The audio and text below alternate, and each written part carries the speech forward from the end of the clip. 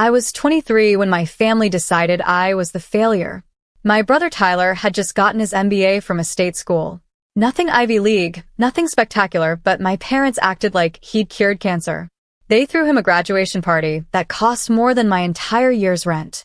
200 guests, catered food, a slideshow of his achievements that somehow managed to avoid mentioning the 3 times he'd changed majors or the semester he'd failed out before switching to business.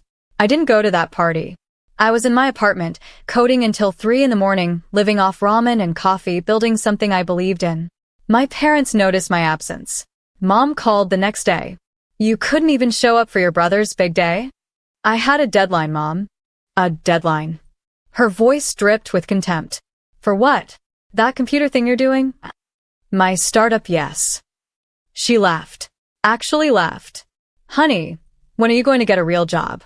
Tyler's already got 3 offers from major companies. You're just playing around in your apartment." I hung up without responding. That was the beginning of the end. Tyler had always been the favorite. Not because he was smarter or kinder or more ambitious. Simply because he fit the mold my parents had created. He wanted the right things. Corporate job, big house, country club membership, the appearance of success. I wanted something different.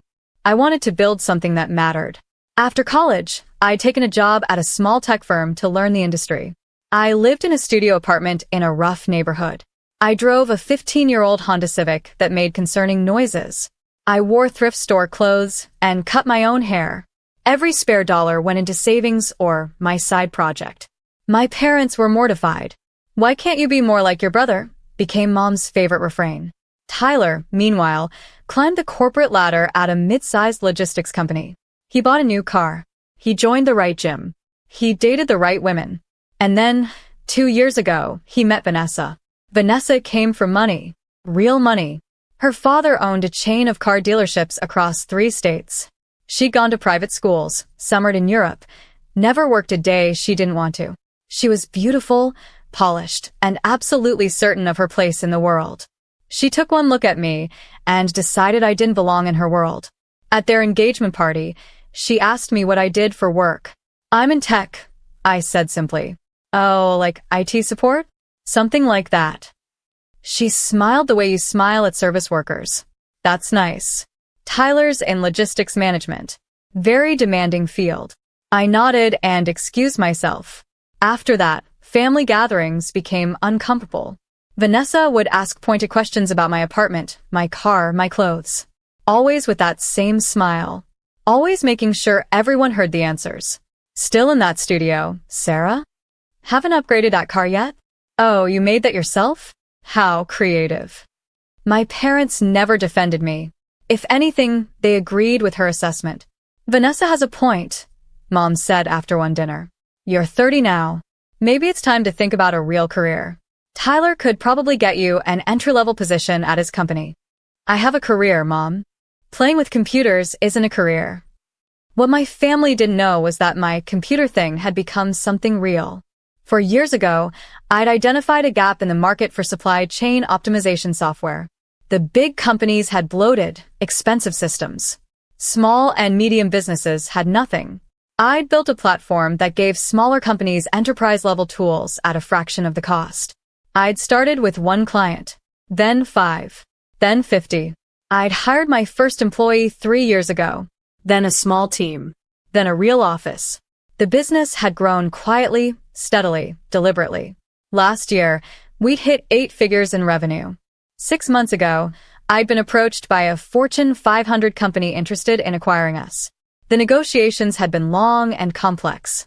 The deal was for $160 million. I would walk away with $87 million after taxes and distributions to my early investors and employees. But I hadn't told my family any of this. Why? Because I'd learned something important over the years. People who dismiss you during the struggle don't deserve to celebrate with you during the victory. My parents had spent a decade telling me I was wasting my time. Tyler had spent the same decade making jokes about his little sister who plays with computers. Vanessa had spent 2 years treating me like I was an embarrassment to the family. I didn't owe them the truth. Besides, I'd wanted to see how they'd treat me when they thought I had nothing. That told me everything I needed to know about who they really were. The text came 2 weeks before Thanksgiving. Mom, we need to talk about Thanksgiving this year. Me. Okay. Mom, Vanessa is hosting at her parents' estate. It's going to be very nice. Formal. Me. Sounds good. Mom, the thing is, Vanessa has concerns. I stared at my phone, already knowing where this was going. Me. What concerns? Mom, she's worked very hard on this dinner. She's invited some important people from her father's business circle. She wants everything to be perfect. Me. And the three dots disappeared, appeared again. Finally. Mom, she thinks it might be better if you skip this year. She's worried you might not fit in with the other guests. You know how you are. And Tyler agrees. He doesn't want his wife stressed on their first Thanksgiving as a married couple. I read the message 3 times. Me. You're uninviting me from Thanksgiving because Tyler's wife thinks I'm too poor? Mom, don't be dramatic. It's just one holiday. We'll do something small at Christmas. Vanessa just wants her first big hosting event to go smoothly. You understand, don't you? We can't have you there looking like, well, you know. Her father's business partners will be there. First impressions matter. I sat in my office, my real office, with a view of the city skyline, in the building my company leased 3 floors of, and laughed. Me. I understand completely. Mom, thank you for being mature about this. I knew you'd get it. Tyler will be relieved.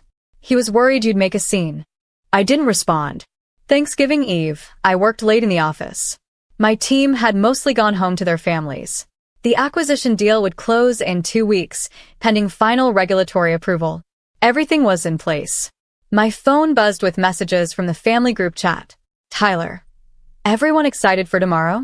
Vanessa's been cooking for 2 days. Dad. Can't wait.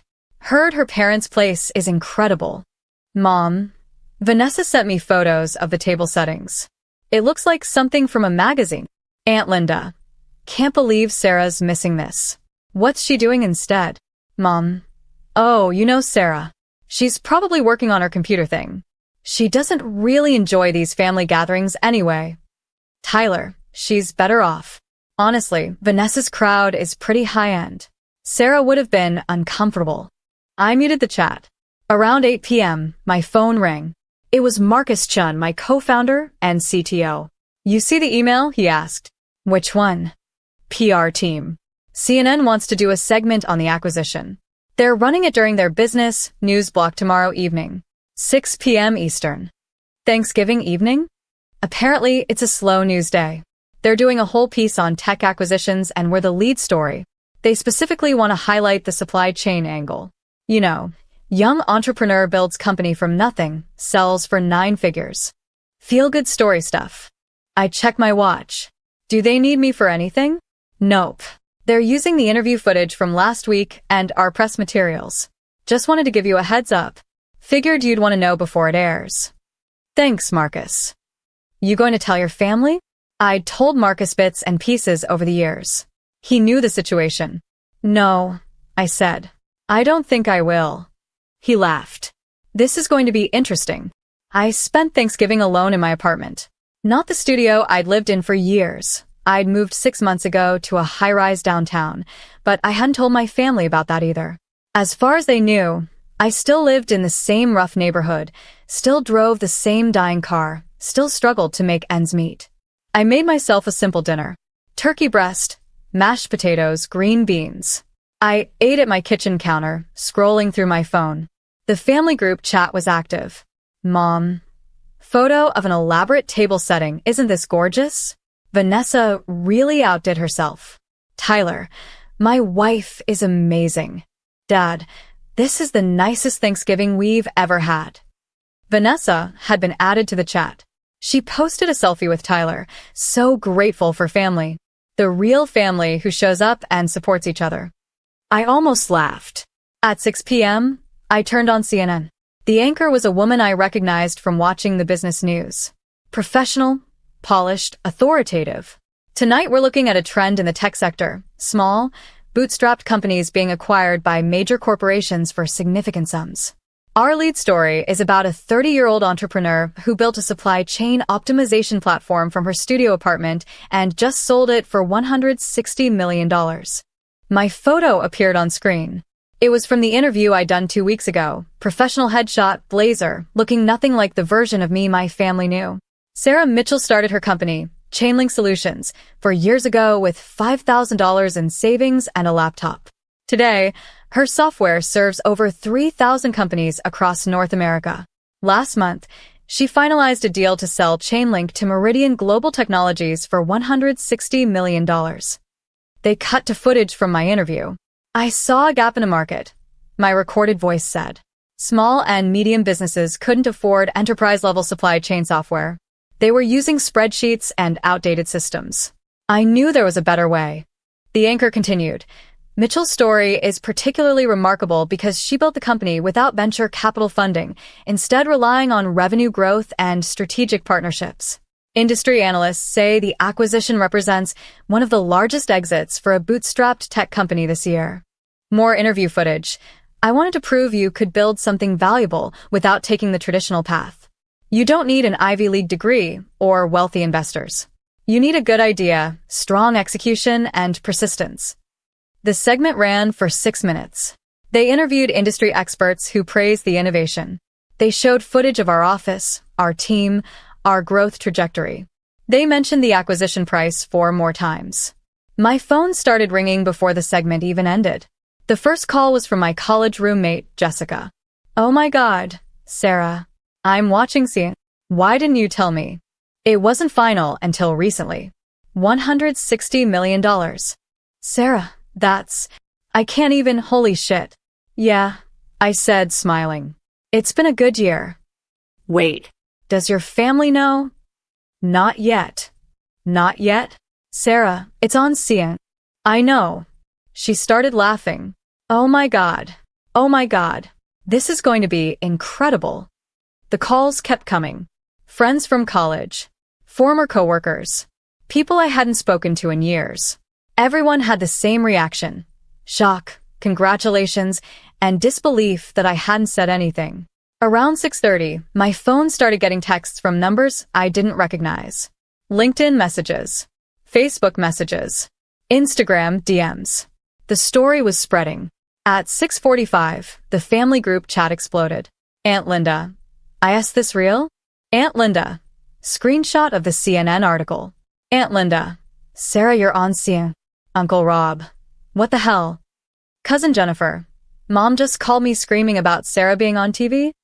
Aunt Linda. She sold her company for $160 million. Uncle Rob. That can't be right. Aunt Linda. It's on CNN. They interviewed her. There's a whole segment. Cousin Jennifer. I'm pulling it up now. Cousin Jennifer. OH my God. Cousin Jennifer.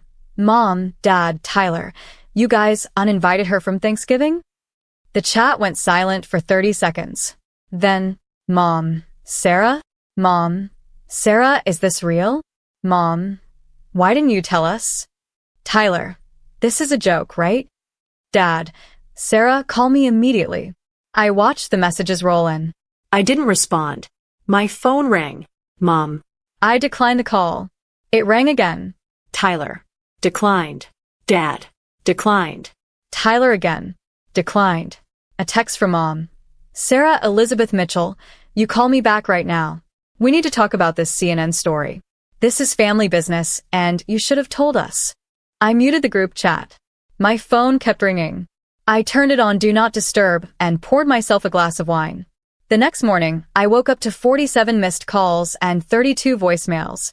I listened to them while drinking my coffee. Mom's first voicemail from 6:47 p.m. Sarah, we just saw you on CNN. What is going on? Call me back immediately. Everyone's asking questions, and we don't know what to tell them. This is very embarrassing for us. Tyler's first voicemail, 6:52 p.m. Sarah, what the fuck? You sold a company? They're saying $160 million? That's not real, right? Call me back. Vanessa is losing her mind. Dad, 7:03 p.m. Sarah, your mother is very upset. We need to discuss this situation. You've made us look foolish. We had no idea whatever you were doing. Call us back. Mom again, 7:15 p.m. Sarah, people won't stop calling. Everyone saw the news. Why wouldn't you tell your own family? Your brother is very hurt. Vanessa is humiliated. How could you let us uninvite you when you knew? Call me back. It went on and on. Around 9 p.m., the tone shifted. Mom, 9:03 p.m. Sweetheart, I've been thinking. We were maybe too hasty about Thanksgiving. There was a miscommunication. We really wanted you there. We always want you there. Your family. Call me back so we can talk about this properly. Tyler, 9:17 p.m. Hey, sis. Look, I think there's been some misunderstandings. Vanessa feels terrible about the Thanksgiving thing. She didn't mean anything by it. We should all get together and celebrate your success. You deserve it. Call me. Dad, 9:34 p.m. Sarah, I'm very proud of what you've accomplished. Your mother and I always knew you'd do something special. We should sit down as a family and discuss your future plans. There are important financial decisions to make, and family should be involved in these things. Call me. The last voicemail was from Vanessa herself at 11:47 p.m. Sarah, it's Vanessa.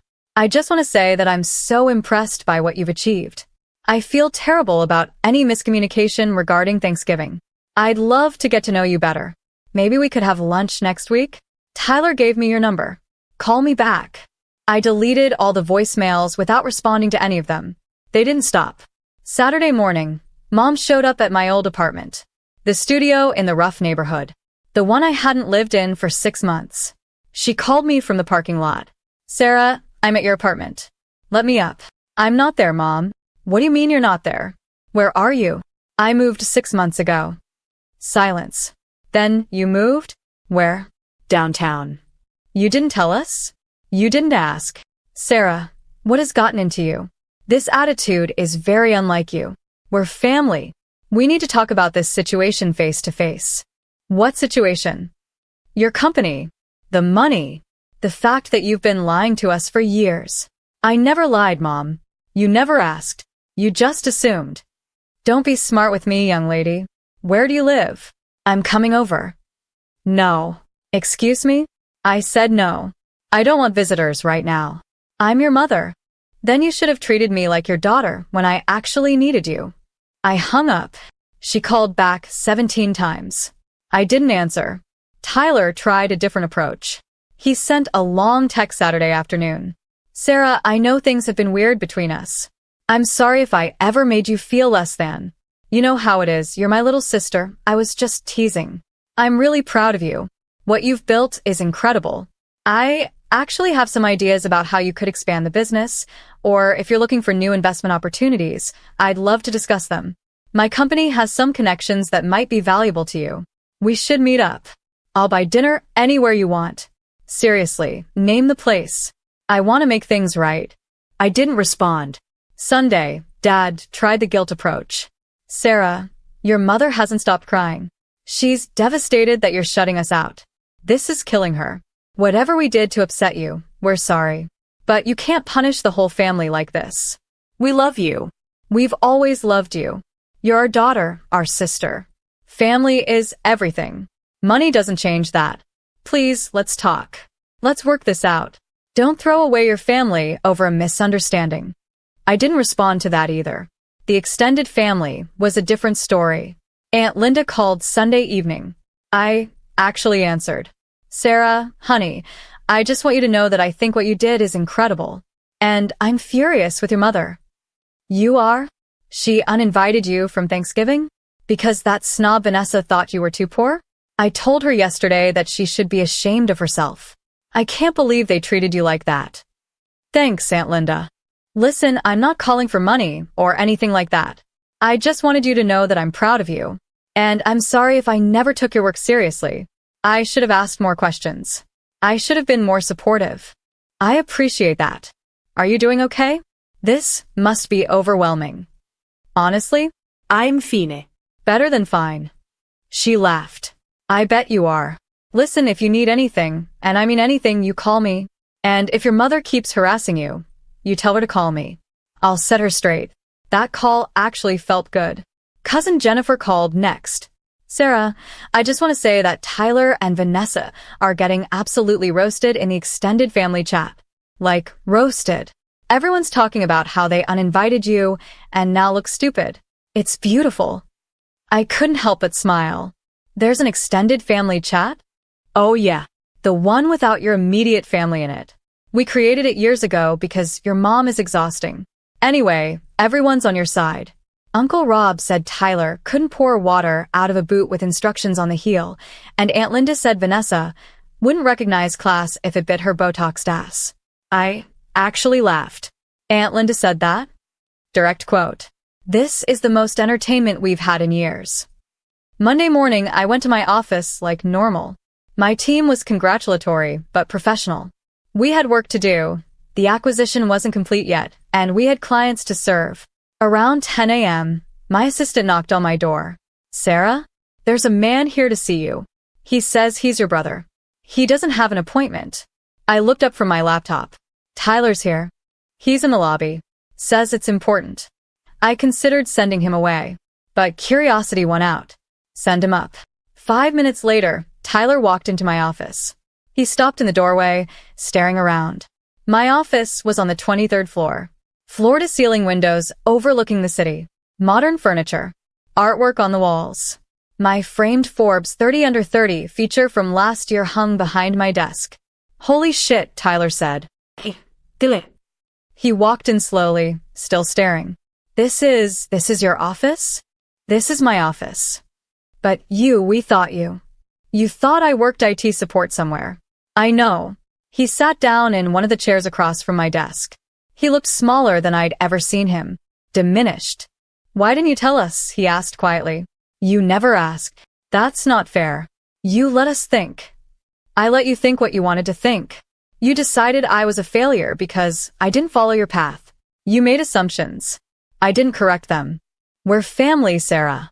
Are we? He flinched. What does that mean? It means you uninvited me from Thanksgiving because your wife thought I was too poor to sit at her table. It means you spent years making jokes about your little sister who plays with computers. It means Mom and Dad constantly told me to get a real job while you were the golden child. I didn't know you felt that way. You didn't care enough to find out. He was quiet for a long moment. Then, Vanessa feels terrible. I almost laughed. I'm sure she does. She didn't mean. Tyler, stop. Vanessa meant exactly what she said. She thought I was an embarrassment. Mom and Dad agreed. You agreed. The only thing that's changed is that now you know I have money. That's not my problem. That's yours. What do you want from us? I don't want anything from you. That's the point. So, what? You're just cutting us off. Completely? I'm setting boundaries. There's a difference. He stood up. You know, we're not perfect. We made mistakes. But we're still your family. That has to count for something. It counted for everything, I said. Until it didn't. He left without another word. Over the next 2 weeks, the consequences rippled through my family. My parents were humiliated in their social circle. Everyone had seen the CNN piece. Everyone knew they'd uninvited their daughter from Thanksgiving the same day her massive success went public. The story made them look foolish and cruel. Mom called me once more, crying. People are saying terrible things about us, Sarah. They're saying we're bad parents. They're saying we treated you horribly. How could you do this to us? I didn't do anything to you, Mom. You did this to yourselves. We made one mistake. You made a choice. You chose to exclude me because I didn't meet Vanessa's standards. That wasn't a mistake. That was a decision. Tyler's marriage was reportedly strained. According to cousin Jennifer, Vanessa had been the one pushing hardest to exclude me, and now she looked like a snob who couldn't recognize value. Her parents were apparently disappointed in how she'd handled the situation. Dad tried the practical approach. He sent an email laying out reasons why I should reconsider my stance and remember the importance of family. He mentioned estate planning, future family gatherings, and maintaining appearances. I replied with one line, I'll be happy to attend future family events, as long as everyone can agree that I'm good enough to be there. He didn't write back. The acquisition closed 2 weeks after Thanksgiving. $160 million. After taxes, distributions, and lawyer fees, I walked away with $87 million. My team members got life-changing bonuses. My early investors made significant returns. Everyone who'd believed in me when I had nothing was rewarded. My family got nothing. Not because I was spiteful, but because they hadn't earned it. They hadn't been there during the 14-hour days. They hadn't believed in me when I lived off ramen. They hadn't supported me when I needed support. They decided I was a failure, and they treated me accordingly. I wasn't going to reward that behavior. Christmas came. I was invited to the family gathering. I declined. Instead, I spent Christmas with my team. We rented a ski resort in Colorado. 23 people who'd built something together, who'd believed in each other, who'd worked 16-hour days and celebrated small victories and supported each other through hard times. That was my real family.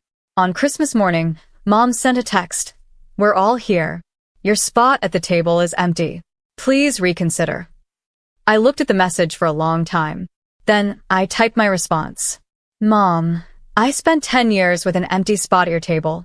I was there physically, but you never saw me. You saw a failure, an embarrassment, someone who needed to be more like Tyler. You only want me at the table now because of the money. That's not family. That's opportunism. I hope you have a nice Christmas. But my table is full." I sent it and put my phone away. An hour later, I was skiing down a mountain with Marcus and the rest of my team. We were laughing. We were celebrating. We were together.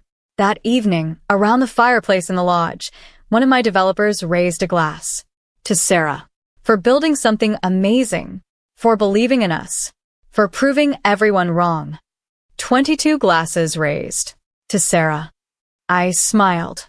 To all of us. To everyone who believed. We drank together. My phone buzzed with another message from Mom. I didn't check it. I was exactly where I needed to be.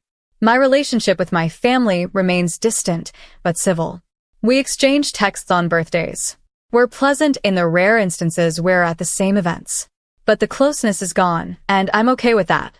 Tyler and Vanessa separated 3 months after Thanksgiving. Apparently, the public embarrassment of the situation was too much for their marriage to survive. Tyler reached out once to apologize properly. It was genuine. I appreciated it. But I didn't forget. Mom and Dad have slowly come to understand that they can't undo what they did. They can't erase 10 years of dismissal and contempt. The money didn't change who I was. It just revealed who they were. Aunt Linda and I have coffee once a month. She's become the family relationship I value most. I started a new company. Smaller, more focused, solving a different problem. This time, I'm not building in silence. This time, I'm building with people who saw my value from day one. I bought a house in the mountains. Beautiful, private, peaceful. I wake up every morning and look at the view and remember why I did all of this. Not for revenge. Not to prove them wrong. But to prove myself right. I knew what I was worth. I always knew. And when they finally saw it too, when CNN put my face on television and announced my success to the world, when they realized they'd uninvited the only person at that Thanksgiving table who'd actually built something remarkable, that was their lesson to learn, not mine. I was already free. Sometimes the best revenge isn't revenge at all. It's living well, building something meaningful, and refusing to let other people's limitations define your worth. My family thought I needed their approval. Turns out, I just needed to believe in myself. They got the Thanksgiving they wanted. I got the life I built. I know which one I'd choose again.